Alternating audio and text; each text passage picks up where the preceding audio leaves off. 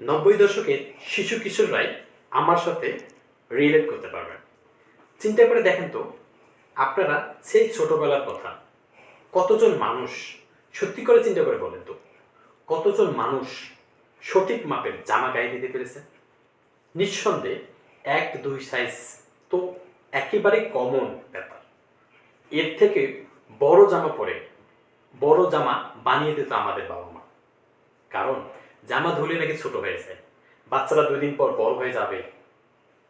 একটা জামা কিনলেই যদি পরতেই না পারে তাহলে জামার কোনো মূল্য থাকলো? এবং ঘটনাটা আসলেই সত্য। ওই জামা যত্ন করে রেখে মানুষ বহুদিন ব্যবহার করত।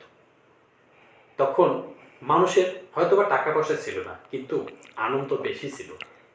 এখন এখন সব মুকেশ আম্বানির যুগ।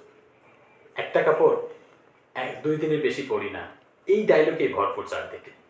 হয়তোবা অনেক অর্থ আছে, অনেক টাকা পয়সা আছে, অনেক জামা আছে, অনেক চাকচিক্য আছে, কিন্তু আসলে সেই ভালোবাসাটা নেই, সেই আনন্দটা নেই, সেই ঈদের একটা জামা পরার আনন্দ নেই, সেই বড় একটা জামা পরার আনন্দটা আর এখন নেই। ভাই, আলমারি ভর্তি জামা থাকলে কি হবে যদি মনে সুখটা না থাকে?